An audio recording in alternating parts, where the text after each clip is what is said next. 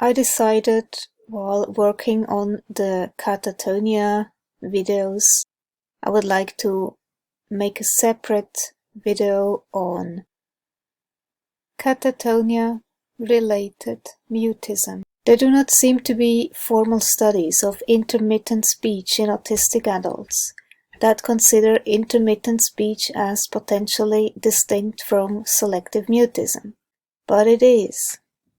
Intermittent speech does not always follow this pattern.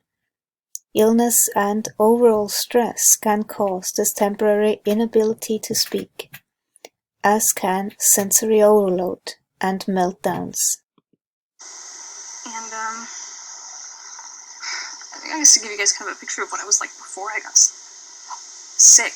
I have autistic catatonia. I have a stutter that shows up uninvited all the time. And my tics come and go. None of this stuff I had before. I mean, I've always been autistic, obviously, but I didn't. I had some stimming behaviors as a kid, obviously, but they were never so many. And a lot of that is just sort of the more I've worked through my trauma and internalized ableism and got to a place where I'm comfortable stimming in front of people, they're showing up more because of that, and because I'm not shut down and depressed and like overloaded all the time. It's partly that, but it's also partly because before, when I got sick, my nervous system was damaged, and so I lost a lot of my ability to, regulate internally. I can't self-regulate as much as I'm used to, so stimming more to deal with my environment and all that kind of thing. I mean, it goes without saying that obviously being in the Army, I was much more active. I did yoga, I did dance, all that stuff. Like, I was physically able to, just by itself, the fact that I, did basic training, I had joined the Army, like, very, very physically intense, very... So, obviously, like, who I was as a person before, I wasn't on medications, like, I didn't struggle a whole lot through school, yeah. So, yeah. Anyway, so the technical training, I don't get sick very often. I just don't. So at the technical training, I got sick. It was like a weekend, you're allowed to go, like, there was this sort of campy, like, it wasn't off-post, but it was just this, I don't know, this retreat thing that you could go to one of the weekends, and I went, and, I woke up, it was like a Saturday morning, and I was sick. I could feel like my throat was sore, that feeling of, you're getting sick. So I was just like, great, like, best time to get sick is away at a 3-month military training when you're, like, worked to the bone anyway. And, that afternoon as I got back, got off the bus and had to walk back to my unit area building. It wasn't far, but it was raining, and I know that made me more sick, I think. As soon as I got back, I took my wet clothes off and I took a hot shower and thought I'd be fine, but come the evening, my fever spiked super fast. Never in my life have I had a fever this high. Never have I ever felt chills like this. I was literally asking my fellow, like, bunkmates to borrow their blankets. They wouldn't let me, but because I was just that cold. And anyway, evening rolls around and everyone has to go outside for the evening, like, roll call formation. And I'd been in bed, like, since I got home because I was, like, feeling sick. And I remember when I went to sit up on my bed, it was like my arms could not hold up the weight of my upper body. Like, it took so much effort, and to stand up and to walk. Like, my body was made of bricks. I've never felt fatigue like this. It was, I knew something was up. I was like, holy crap, I've never been this sick before. But I'm stubborn, and I didn't say anything, and I went out to the formation, and it was instantly apparent to everybody else that I was not okay. People started crowding around me, and I'm like, are you, like, I was very sick. I was very visibly sick. So they went and got a bunch of, like, the sergeants, and the sergeants freaked out. And they took me inside, and they took my temperature.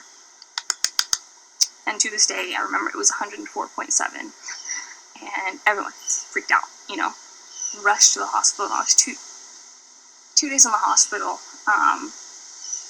that I don't remember. I know that they wouldn't let me have blankets, and they were icing me, trying to get my fever down, like that kind of thing. And then I was put on quarters, like sick bay, whatever, for a week after. I recovered, whatever. And then not very long after that, not long at all,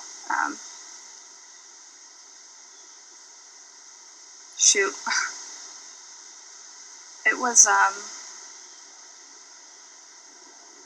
not long after that, sorry, losing my train of thought a bit, that I don't remember the whole situation, but I ended up with someone else's bunk. It was a Saturday, I don't know, it was a cleaning day, and it was just chill. So I was over on someone's bunk, having kind of convulsions, and if you know what tic tacs are, that's basically, I know now looking back that was what was happening. I wasn't having a seizure or anything. It was a tic tac. The first time I ever had anything like that.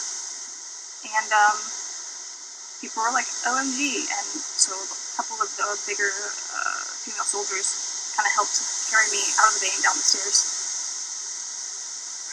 And so it was in the evening, and so, there's that bugle call, the thing that plays in the morning and in the evening. And it went off right as we were walking out, so it was I don't know, close to my ear. And it went off, and my body, the way my nervous system responded to that was just unreal. My body collapsed underneath me. It's like I felt my system just go completely haywire because of the noise, and I felt like it hurt. It was,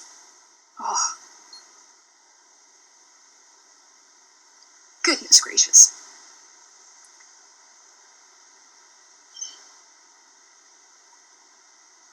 Sorry guys.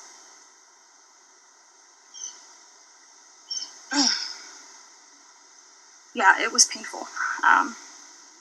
Spent the night in the hospital again, and they were like, oh, you're I remember they told me, oh yeah, you're just constipated. Indeed. So, but that's a very vivid memory. It was very soon after that. And, I don't have a very specific, timeline, because the whole time when this all started was very, very fuzzy for me, but I know that it was after that summer of training that my life went to shit. It did. That's when it all started, and I just went downhill. My life, that's when my life started to fall apart, really fast. Basically, what I understand about how PTSD works so far, for me anyway, is the way I tell people, or the way I like to explain it, is that my body remembers things, bad things and trauma, better or more or before my brain does. So my body's responding to triggers and things, and my brain doesn't even know what's going on. So, I was sick, and, in the military. This was, many years ago, I can't remember, 4, maybe 5, that I started, every night before I had to go do my weekend with the military, I'd start having panic attacks, and just bad. I would fall apart, I couldn't do it, and I didn't know why I was panicking so bad about going to serve and doing my drill. And I know now that, there was some trauma, military trauma, that just, every time I had to go to drill, there was a hardcore trigger, and I couldn't. Really serious, PTSD stuff. I was in and out of the hospital for a period of about a year, psychiatric hospital.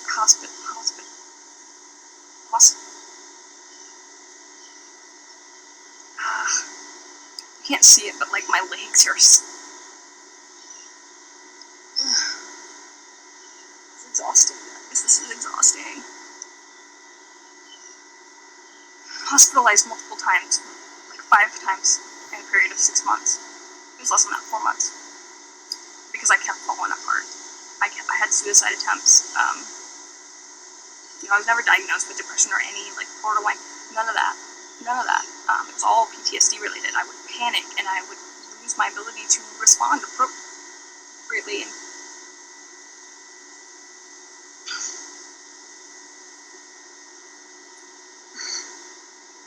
And to cope.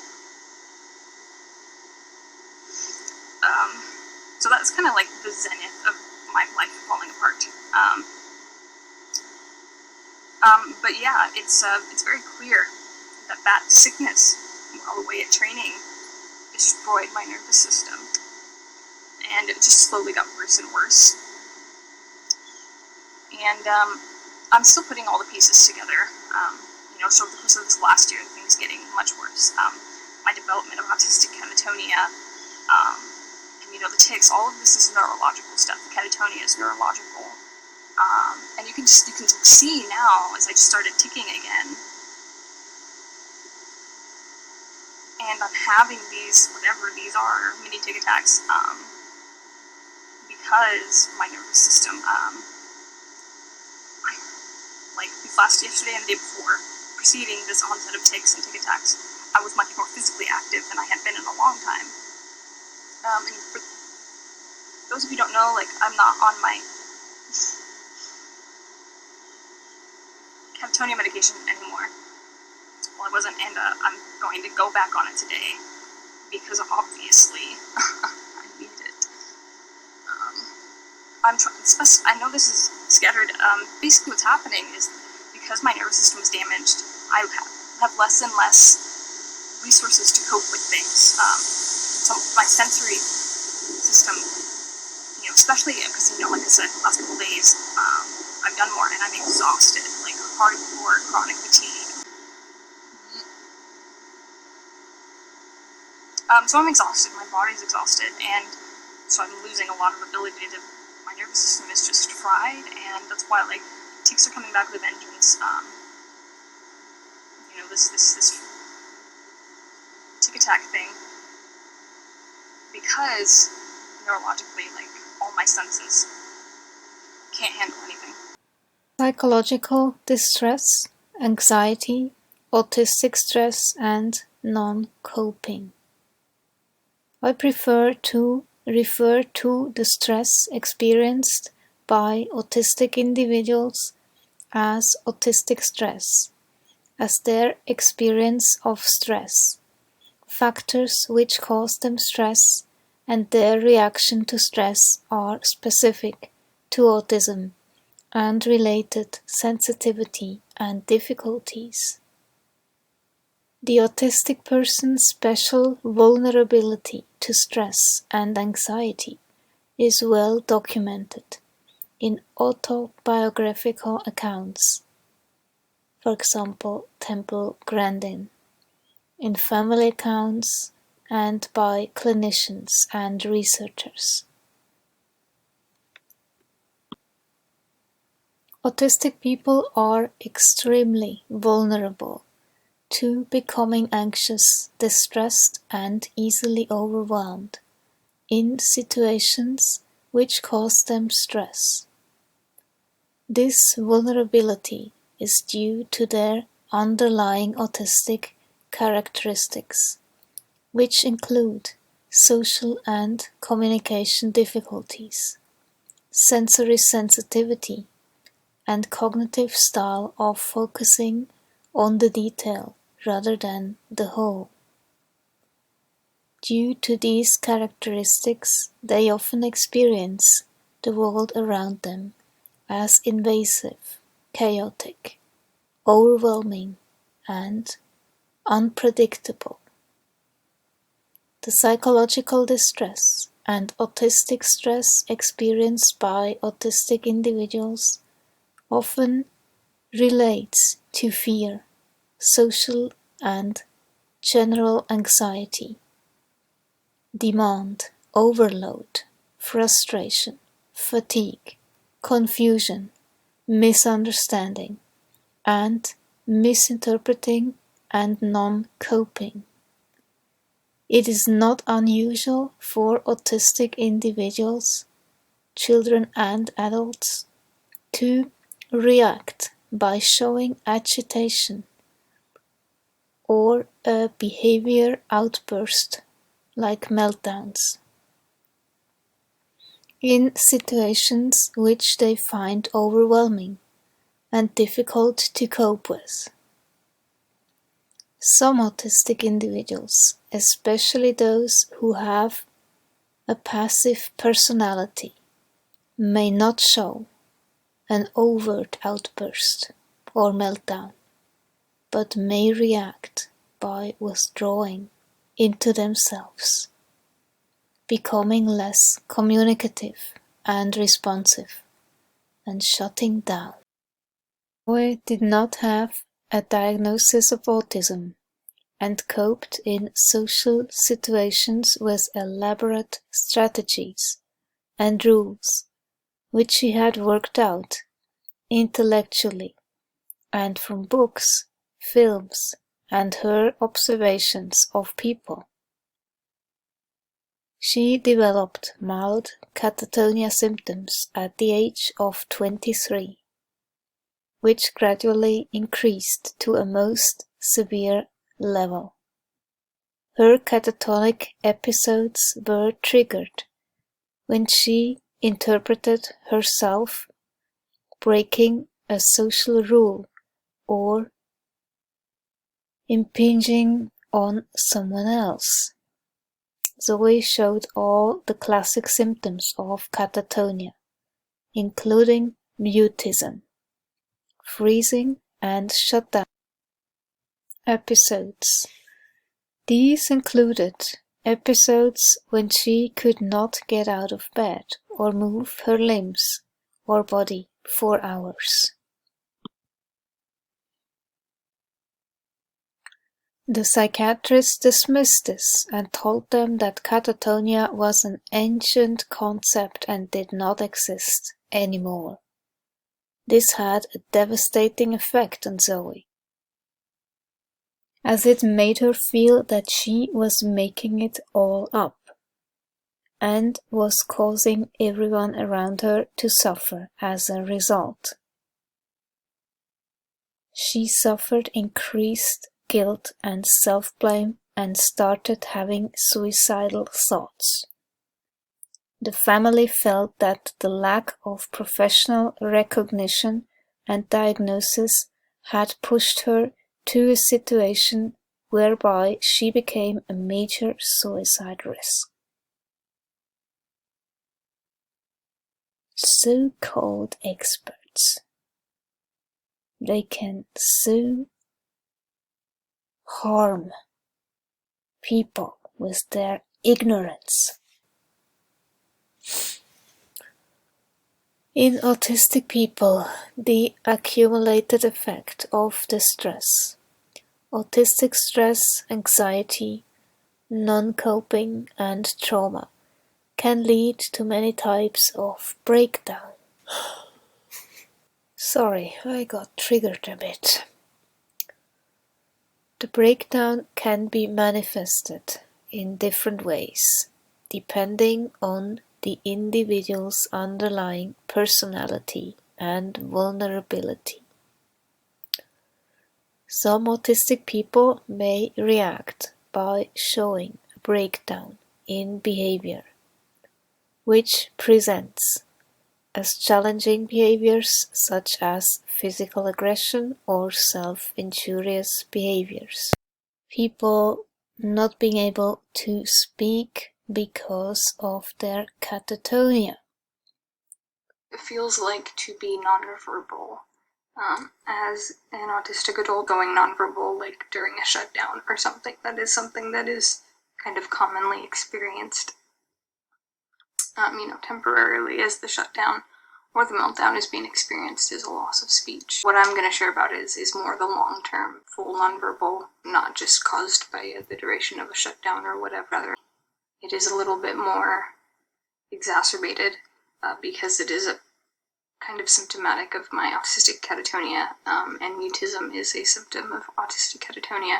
So the reason my going nonverbal is more pronounced and prolonged, the duration is longer, than what you would typically see for like a shutdown or maybe a selective mutism. When I just started to get into selective mutism and autism-related mutism. So when I feel overwhelmed by a social situation, for example a workshop or just being with several people for several hours non-stop, at some point I basically die off, literally. I just don't feel like talking anymore. I can feel sad because I don't understand what this is all about and would prefer to be with my books, all by myself, solitude, silence. And then I feel like an alien and I also stop to move and interact and I just sit there. And that's when I cannot get away. I basically freeze up. I very clearly distinguish between the shutdown, freeze, catatonia related mutism and the situational mutism. Mutism is the absence of speech or its reduction. As long as I'm in that stage of catatonia and still regressing or staying where I am but not getting better, then I don't have speech until something changes there. How it feels,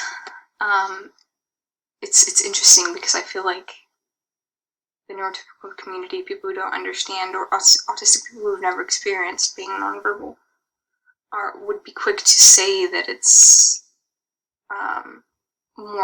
that it's selective, that you could talk but you just don't have the energy, or could but you just don't want to, or that kind of thing, that there is some playroom there of like what you could but you can't, you could but you don't want to. And what I want to share is that it's not that way at all. There is no selectiveness for genuine being nonverbal, genuine autistic nonverbal. It's not a selective thing. It's not. I don't have the energy right now. Like it's a literal. Your brain. You have a certain number of cognitive resources to use for any given task, and so for an autistic person, once those resources are used up, it's like a computer. You can't just find more somewhere else or keep pushing and try to find. Once they're gone, they're gone.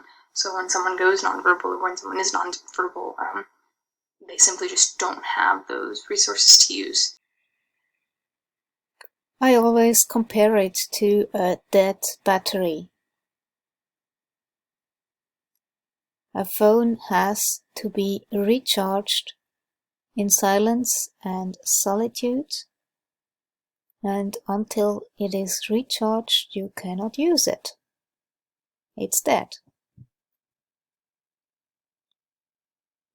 And there's nothing they can do about it. You can't just wish it there. You can't reallocate resources in that respect. But it does work in the sense that there is a bit of reallocation. Like, for example, when I was nonverbal for a long time, it was like maybe 6 months, a little less, first time, and I was signing and everything and communicating in other ways. I did notice that because I wasn't using any cognitive resources to do verbal speech, which for me is already difficult, it freed up this whole bunch of space and this whole bunch of stuff that made a lot of other things way easier. Like, I noticed that I wrote a lot more. I'm a writer, and I wrote a lot more and a lot more frequently, and it seemed to come easier to me, the written word, as it always does. It always has. Written word it comes easier to me for communication. Things like understanding what people say to me, it was a little easier. I mean, there was just it was a bunch of resources, cognitive resources, that were instantly freed up, and it was unbelievable. Like, because if you imagine how many cognitive resources I use day to day just to communicate verbally, as difficult as it is for me, and then to suddenly have those freed up. My sensory, like my ability to regulate was a lot better. My ability to pass as neurotypical, when I was doing that, it was just miles easier when I had those resources free. So being nonverbal is something that, if you're with someone who is autistic and say they go nonverbal during a meltdown or a shutdown, and they're signaling to you that they can't speak, don't get angry with them, don't push them, don't feel personally offended or annoyed or slighted, like they're just being difficult or just demanding treatment, special treatment, and it really is out of their control. I can't imagine a situation where I would be in that kind of situation, maybe post-meltdown or like during a meltdown or shutdown, where I'd like to communicate with someone to tell them what I need. Situations like that, people don't know what's going on. There's a lot of tension and anxiety and stress, people wanting to know what's going on and pushing and trying to get in on the situation, how much more stressful it is, wanting to explain to people what's going on, A, so they don't freak out, B, to help them help you, C, to make them just give you the space that you need.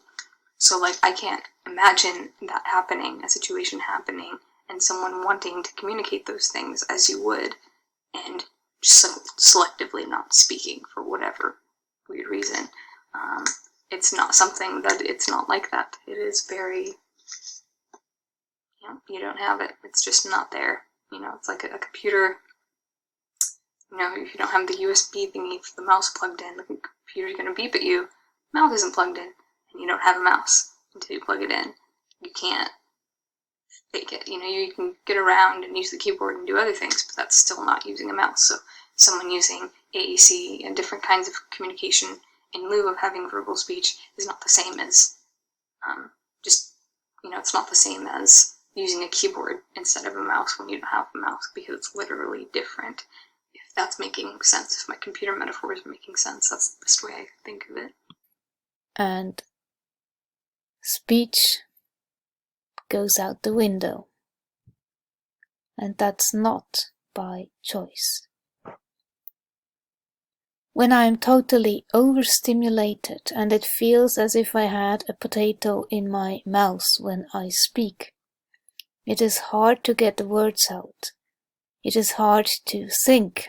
It is also hard to understand the meaning of other people's words. It's like a motor running too hot. And I'm really running on fumes. And there's no storage room left. Everything slows down. You can compare that to a phone that has too many items stored on it. Same result. And when this happens, usually not even coffee can help, and all I need is rest and silence and being alone, actually.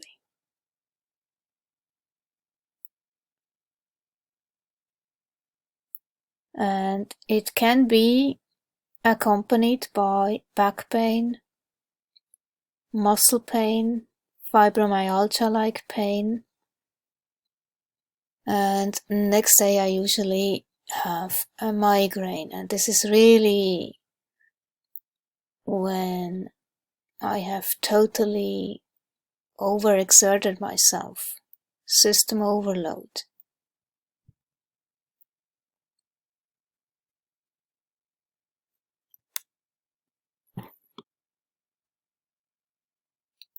This quote is from Amita Shah's book, Catatonia, Shutdown and Breakdown in Autism. In certain situations, Gail was unable to talk and became totally mute. Her support worker reported that on one occasion Gail went mute for over an hour. During these episodes, Gail felt as if her vocal cords were stuck and she was unable to speak. In general, Gail struggled to communicate verbally due to these difficulties and preferred to communicate by writing.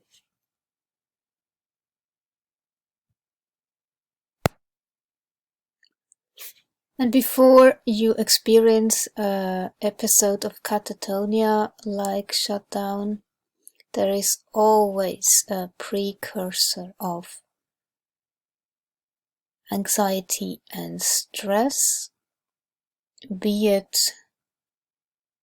the environment or something you feel inside.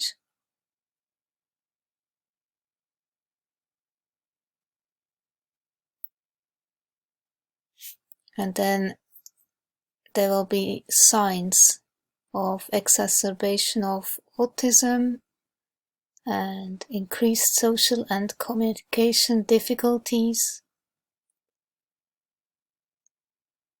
Tolerance and resilience may be decreased, and one gets more easily distressed and irritated, sometimes angry, frustrated, and anxious. And then the tolerance for others' demands decreases, and one starts showing a pattern of demand resistance characteristics. And this is because you are in system overload.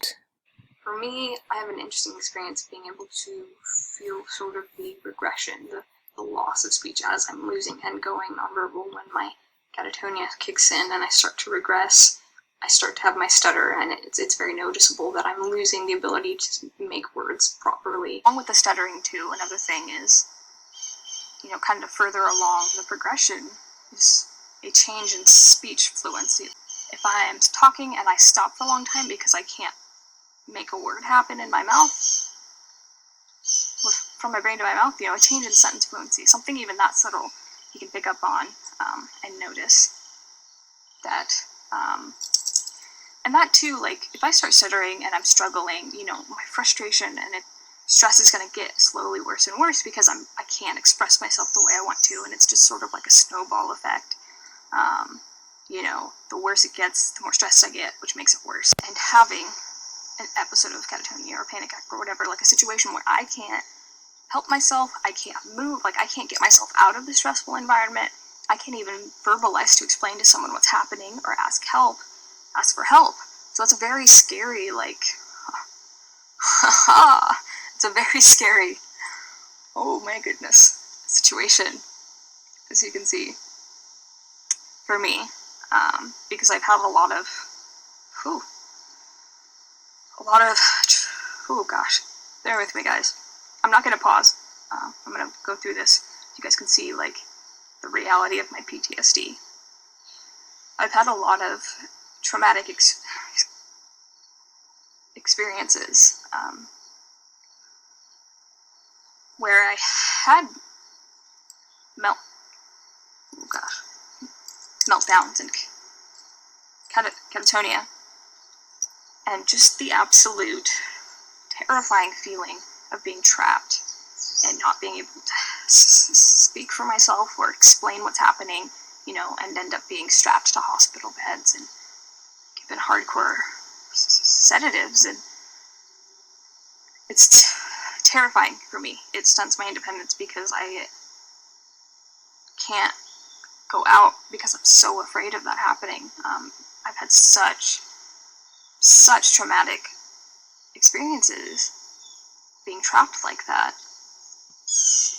And so I get to experience sort of that journey from fully verbal to nonverbal as my stutter gets worse and worse, and it gets harder and harder.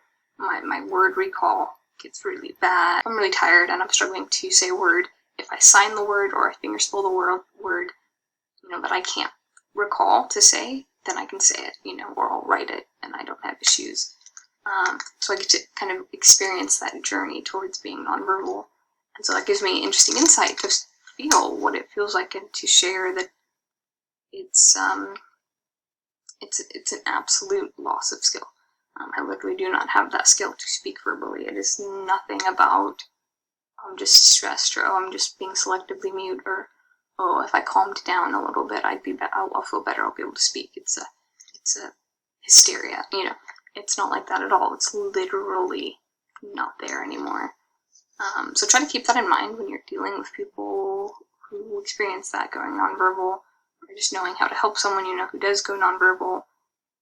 Giving them the kind of grace and the patience to know that it's not selective at all. There's nothing they can do about it, and the more you push them, the longer it's going to take for them to get that skill back.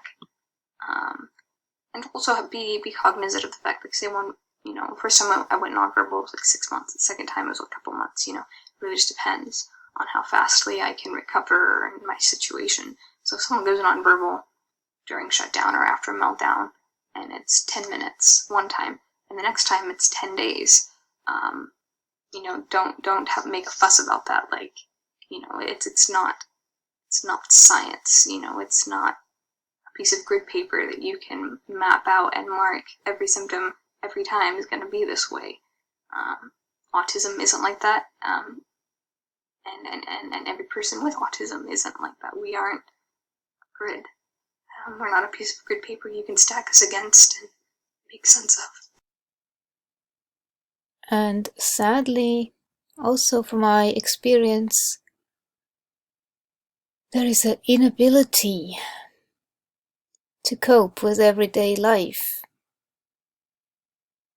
So one day, on good days, you are fine, but then when you feel overwhelmed and overly stressed and not safe, what I think is happening, you push yourself and mask and camouflage and fawn, and at some point it's too much. And you push yourself over that line. And that's when those freeze states happen. When I get excessively overwhelmed, it's my freeze response in the face of like overwhelming stimuli or anxiety or panic. And I lose the ability to speak and to initiate movement. Shutdown and catatonia. And because this is so sometimes random and you never know when it's going to happen again, high functioning people have given up and been unable to achieve their potential or lead meaningful lives due to the difficulties of autism-related catatonia. It can affect speech content, fluency and volume. Often someone who has been able to speak fluently and communicate well starts talking in a whisper or hesitates a lot, which appears like a stutter, or generally talks and communicates a lot less than previously. Speech difficulties can progress to severe levels until the person becomes mute, either all the time or in certain situations. Lacking the ability to communicate. To me, this is very familiar. Speech directly being impaired by your level of stress. For you to know is that a lot of these children who are diagnosed as autistic, their problem is not really in the reception of language. In other words, they understand the language that's being spoken around them. Their problem is in the expression of it. We also tap into senses that other people can't see or may not be aware of. So energy is the first language. It's our native tongue for autistic people. Verbal communication is not our native tongue, it's energy, what we feel about other people.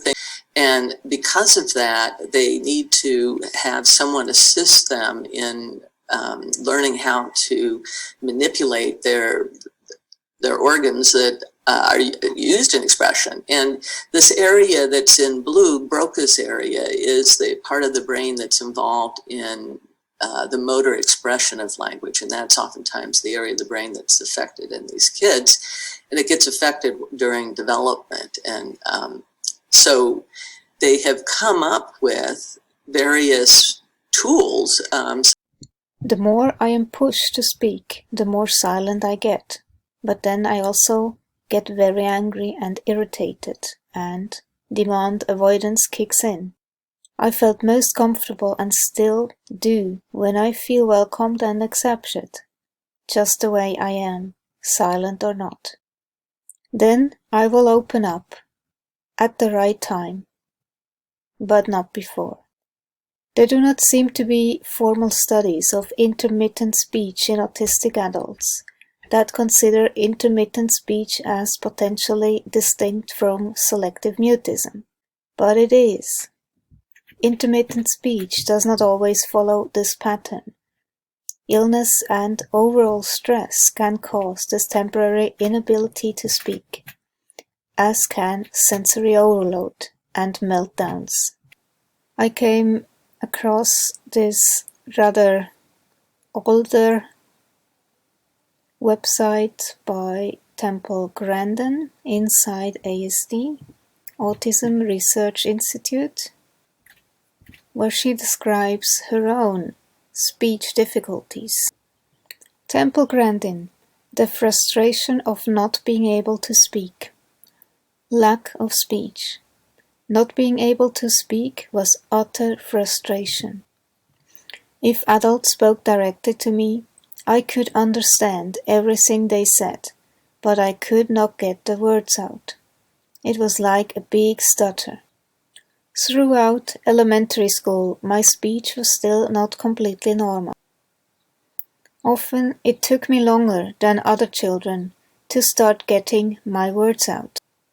Various people I have met at autism meetings have seen steady improvement in my speech and mannerisms throughout the 8-year period. My old friend Lorna King also noticed many changes.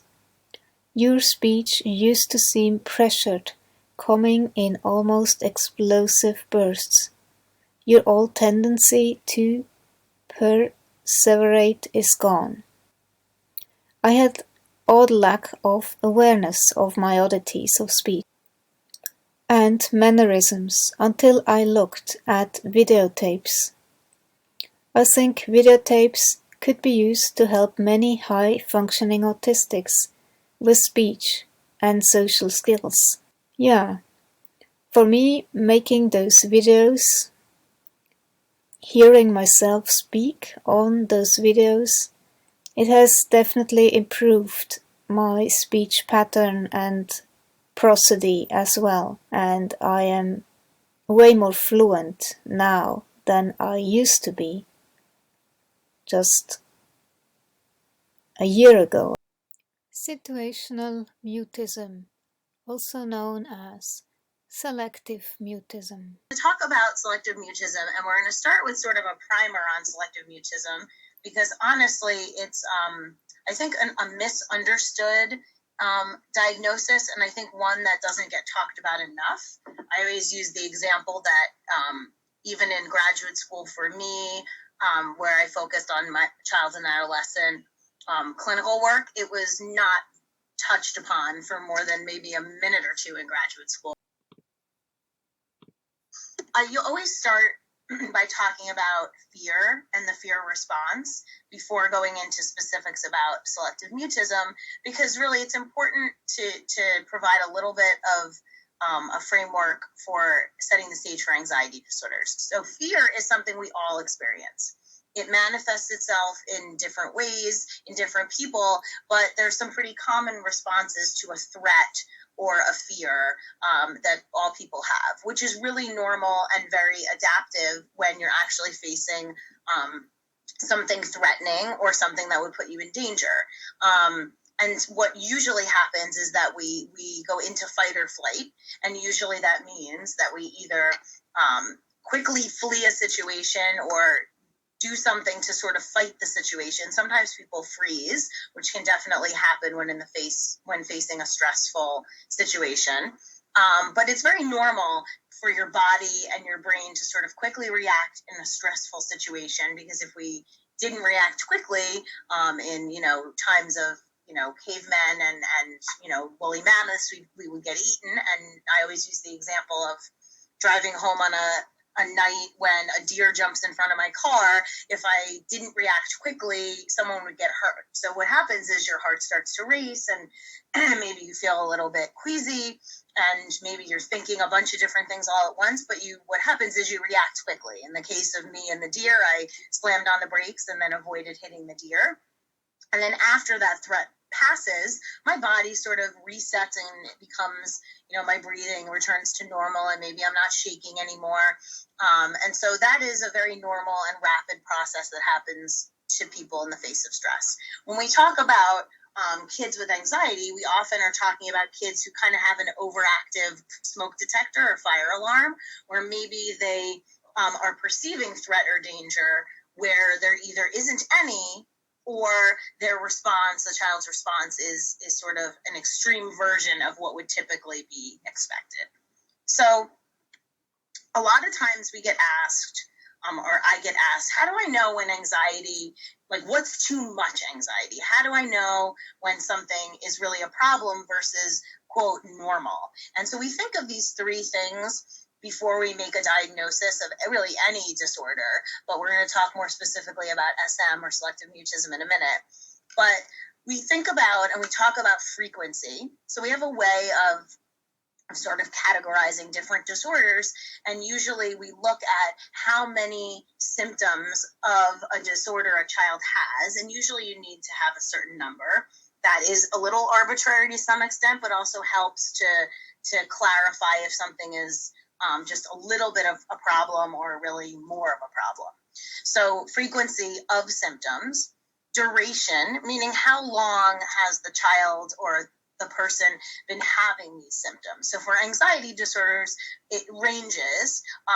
For selective mutism, it's a month of symptoms. And then impairment is really a very important component because what we're talking about is interference in one's ability to do their job. And if a child's anxiety is such that it's impairing their ability to function as a student or as a friend, then we would say that that's causing impairment. So you need these three things to make a diagnosis. So let's talk a little bit more specifically about what selective mutism is. So first of all, selective mutism is an anxiety disorder. So if you look in the Diagnostic and Statistical Manual, which is just a big book of all the different disorders, you will find it in the chapter on anxiety disorders, which is actually a good thing and you'll find out why when we talk about on the next slide about myths. But so selective mutism, or SM, as I'll refer to it in the rest of the presentation, is when a child is unable to verbalize in specific social situations where we would expect speaking, despite being able to speak just fine at home. So there's a lot of words on this page, and I like to just be straightforward. So basically, people will often say, my child is a chatterbox at home. He or she doesn't stop talking. I can't get her to get out, from dancing and singing, and she's like very articulate and bubbly. And then you see the child at school or on a play date or in an activity, and they look completely different. So the first component is that there's a discrepancy between how the child is speaking in different situations. And this often occurs in places like school, in places like music class, ballet, play dates. It also often occurs with family that the child does not see often. So I often hear grandma who lives 5 minutes away and takes care of Susie 2 times a week. She talks just fine with that grandma. But grandma that lives in Florida and we see her twice a year, we need a lot of warm-up time with that grandma. And it's not because we don't like grandma in Florida, it's that there's much less practice talking with that person. And we'll talk a little bit more about what that means. So the other things on this slide really just discuss what I was saying before, that this is impairing. It's not just like very rarely this happens, but this is really the child's state of being. And it's not exclusively in the first month of school. Why that's in there is because some kids, when they enter school, they might be a little bit hesitant to speak, or they might take a little bit of time to warm up. And so, but the kids that have a selective mutism diagnosis often haven't been speaking for many, many months, if not longer, at school. And the last thing that is not a diagnostic criteria, but is just true from the experience that I and our practice has had treating hundreds of kids, is that there are very unique variations from child to child. So some kids might speak to their parents in all places. So the mom or dad or other caregiver could go into the school building and the child still talks to the parent, and other children stop talking 2 blocks before they enter the school. And so it just speaks to that some kids have what we call more rigid boundaries, and some kids have less rigid boundaries. Okay, I really like this slide because it addresses the myths that are really common to have about selective mutism. And actually, I love when someone says something like, hey, isn't that the same thing as shyness? Because then I get to say, oh, I'm so glad you asked that question. No, it's not the same thing. So we're going to go through some of these common myths. So I mentioned a minute ago that selective mutism is an anxiety disorder. And it wasn't always considered an anxiety disorder. It was in a different chapter in the DSM. And it also used to be called elective mutism, which is really not a great name for it. To me, it immediately makes you think willfulness or choice to speak. And one of the biggest myths that we hear a lot is that, oh, Johnny's refusing to talk. He wouldn't answer my questions, which really leads you to think the child's being stubborn, the child's being controlling, the child's doing it on purpose in some way. And that really is not a helpful way to think about anxiety disorders, and it's not a helpful way to think about SM. So whenever anyone says he's refusing to talk, I usually gently say something like, oh, he wasn't able to talk. And I don't mean physically able. I don't mean that the child can't form language. What I mean is that the anxiety is getting in the way. So what I'll also say before we move on is that SM, in order to have this SM diagnosis, one other piece I didn't say is that while it causes impairment, it's not primarily due to a language disorder or a discomfort with the language. However, you do see, not surprisingly, a higher rate of speech and language disorders in this population, but you can't be diagnosed with selective mutism if the reason for not speaking is because the child is having a very severe speech or language difficulty that would better explain the non-speech. Similarly, a child who is in a language environment where they do not speak that given language, that would not be accurate to say that it's selective mutism. Although we do actually see a pretty high number of kids who are multilingual. And if we have time, we can talk a little bit about what that is. So social phobia. There is a very high rate of overlap or co-occurrence with social anxiety and SM. I would actually say, because they're both anxiety disorders, they're kind of like cousins and they hang out together, but they're not exactly the same thing. So SM is specifically specific to speaking, whereas social anxiety is a little bit different.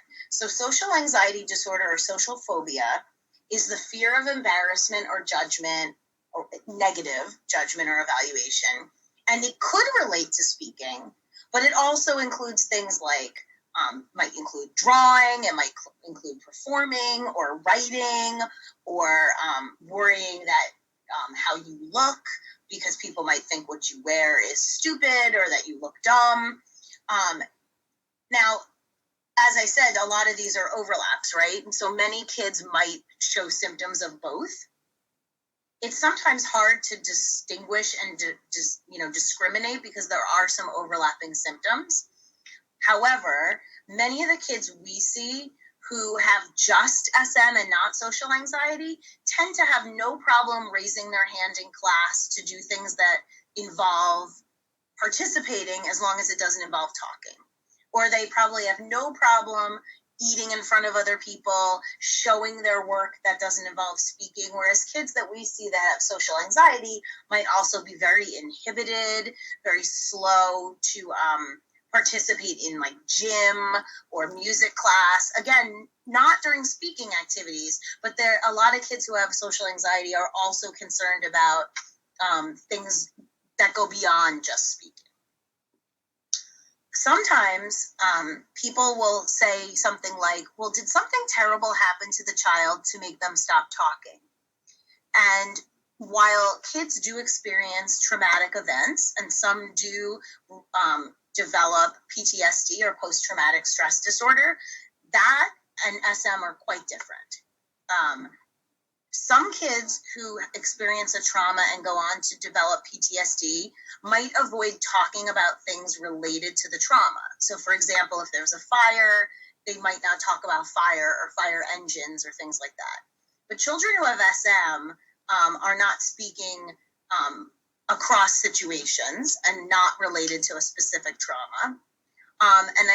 Again, the literature is pretty sparse in terms of saying that trauma is something that causes SM.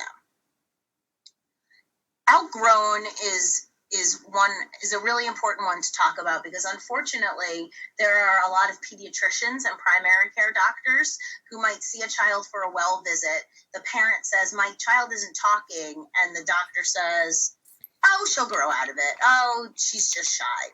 And I actually think that in some ways those are the more damaging kind of comments, because anxiety disorders are not outgrown. And in fact, kids who aren't talking for a year at school, it actually becomes often worse. Now, there are people who outgrow it, and I would say that it's not uncommon to, when we interview a family and meet a new child for the first time, we hear, that maybe one parent on one side of the family, either they themselves or know somebody who might have had SM in their family, and they kind of turned out okay. But the risks of not evaluating and then treating SM far outweigh the benefit of waiting and doing nothing, especially when we have some really good treatments out there. Shyness is, again, different than SM. Shy is more of a temperament, a trait where I would say it's a child who maybe observes when they walk into a situation, but with a little bit of time, they're slowly warming to the situation. That is very different from SM. And in some ways, we run a program called Brave Buddies. And so oftentimes after, maybe the couple days in, you can look around the room and we see many kids who we might actually say, yeah, she's a little bit more introspective, or she's a little bit more inhibited. But we actually see many kids who are far from shy. They are very much almost social butterflies without words, as one parent we worked with said. So shy and SM are not the same. And then I'm just going to kind of quickly go through the last three little pictures. So autism is very different from SM. I think the main reason why people and often schools think autism, or treatment providers think autism, is because children who have SM often are not talking to their peers. They often are not making eye contact. They often can look a bit disengaged. And so it would be reasonable to ask about a child's development and developmental history to see if that's consistent with autism. However, if you look at video, which we do, of kids with SM at home when they're comfortable, they are often quite engaged in conversations, very interested in other people. They often have really great reciprocity, and that is not consistent with autism. I would say for any kind of like learning disorders or language disorders, it's hard to evaluate a child when they're not speaking. And so sometimes teachers will say, well, I wonder if she's understanding what I'm asking, or I wonder if she has a learning problem. And a vast majority of kids that we see don't have learning disorders. Yes, many kids also have some language difficulties, but the main point is that you can't adequately assess a child by doing an evaluation through school when a child isn't speaking at all. So when parents come to me and they ask, I wonder if my child has any kind of learning or language issues, we usually will say, let's treat the selective mutism and get your child talking, and then we'll better be able to evaluate their academics and their language. You miss out on things. Very often I don't do things because of the social aspect of an activity. I prefer to watch a YouTube video and teach myself. I feel way less stressed out that way. Consistent failure to speak in specific social situations, where speaking is expected, despite speaking in other situations. That's situational mutism. I used to have that as a kid, a lot. I have grown out of it quite a bit, and I have taught myself to be more fluent and trained myself to be able to introduce myself in front of a group and say something in a meeting, stuff like that.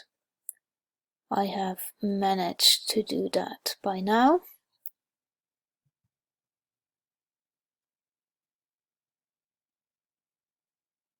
However, as a kid, I used to be very shy on top of that, and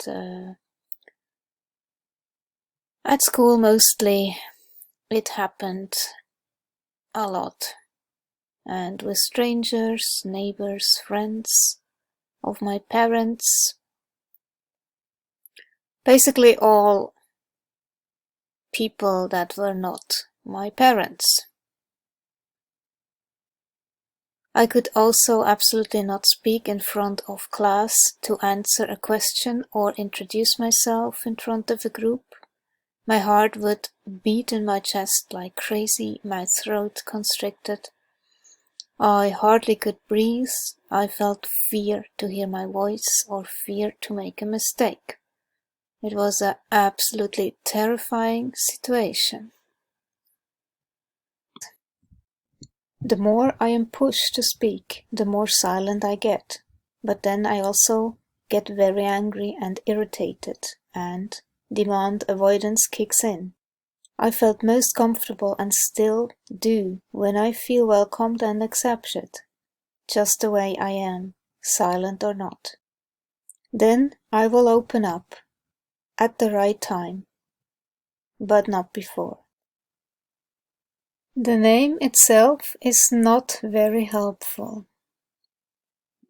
Instead of selective mutism, it should be called situational mutism. Now people think you have a choice in this when you have not. You don't choose not to speak. You just can't sometimes. Therefore, it is judgmental to say you won't speak. It is not a deliberate act. It is very consistent. There is always this utterly predictable pattern on the situations where the individual manages to speak and other situations where they don't. The fact that it is so specific makes it very different from mood disorders. It's all down to the situation, not specific people. I beg to differ in this. Specific people sometimes have an impact on the way my speech presents. By now, I have looked into nervous system regulation and how you can freeze up when you feel stressed. And it really depends on the person too. When they are very regulated, calm, and feel welcoming, warm, when they are present. So it is a matter of nervous system to nervous system. And for autistics who are very sensitive to energy,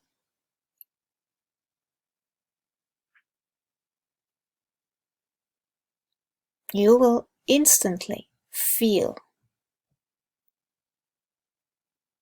what comes your way. And in my case, that has an impact on my speech. When I feel comfortable and safe, then my speech is usually very fluent and very articulate. As soon as I feel judged by the other person, then I go silent or am afraid to speak up.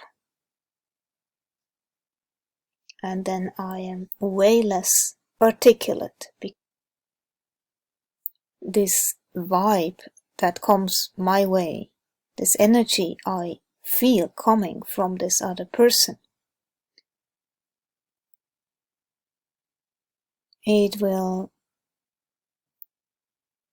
really have a big influence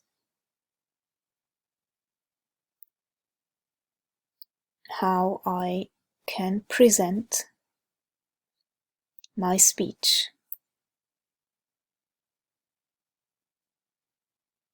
my verbal communication.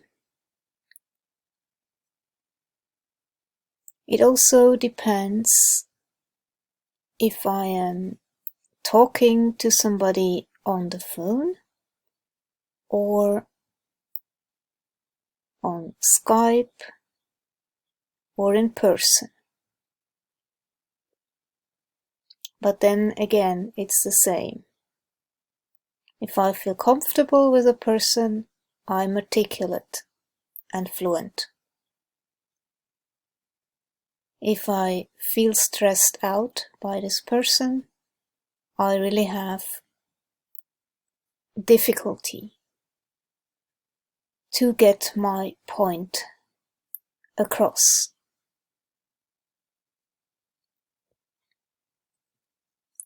In a group setting, it's even more difficult.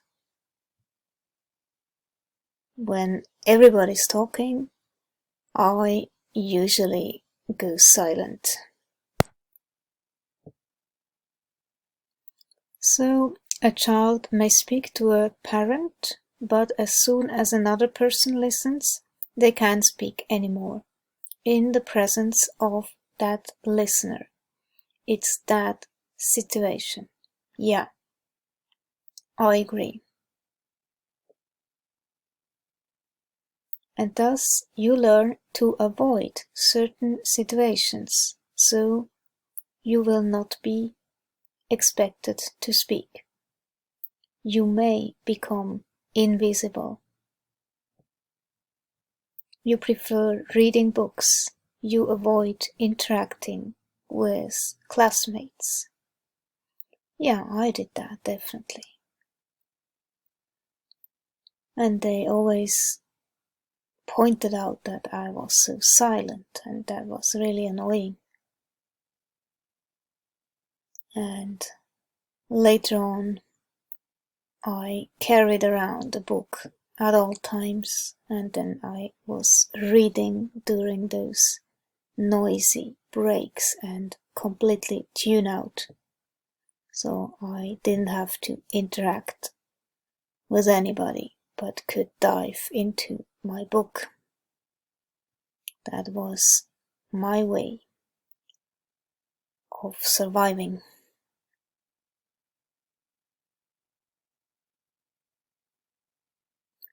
For me, it was always about many people.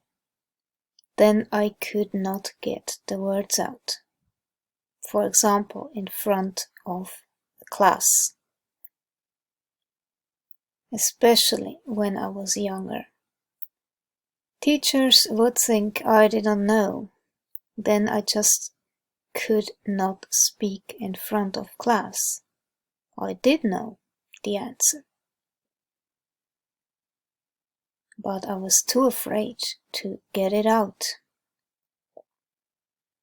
One English teacher in particular, she was so surprised how good my English actually was. When I talked to her in private, in her office, which was a safe space. However, in front of class, even with her present, completely different situation. I could not give the answer. I kept silent.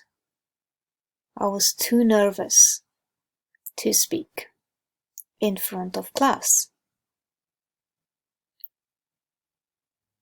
There was no chance. My heart would beat in my chest and I would tremble.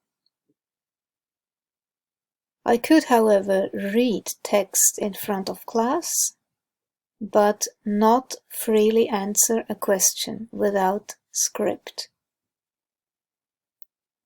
And I still have to do this. I can't answer a random question in front of a group. Words just get stuck in my throat, basically. However, reading from a script, that's okay, even in front of people. Stimming in public, that's a big question that people newly diagnosed with autism as adults or as young adults. What I question of whether they're gonna be publicly let themselves have their autism behaviors in public. And so if you don't know what stimming it are the repetitive behaviors commonly seen with autism, like rocking back and forth, hand flapping, pacing, finger flicking, all of the things that I do. I stim a lot. So the big thing with stimming in public, my stance is that I think everybody should feel free to do what they need to do to take care of themselves and to feel comfortable and happy. And so with autism, stimming isn't just a random thing that happens. It's beneficial. It's got a purpose to autistic individuals, and it's part of our happiness and health and well-being. And so I genuinely believe, and I strongly believe, that autistic people shouldn't feel the need to conform at the sake of their own health and happiness, which is what it ends up being. You're suppressing in public, and you can't deal with the environment as well, or whatever. Freeze is also correlated with shame, right? Because again, it feels like non-existence. So if you haven't built up ego strength to be able to hang in and work your way into freeze without it kicking you in back, then it is like non-existence. And shame, again, is this feeling like I don't exist, I don't deserve to exist, I don't deserve, any of these things. So it really gets associated with it. Nothing I can do, I'm hopeless, helpless, and I'm invisible, which again, you see how it has its red and blue side. If I'm in a predatory situation and I'm prey, being invisible is my favorite thing. But if I'm out in the world, trying to have a self, being invisible and not getting feedback is super problematic. It's not an easy decision to make, and it's not an easy journey to make to find that acceptance within yourself, and then to find that acceptance and that sharing that the reality of autism and raising the awareness and the acceptance of autism in your community.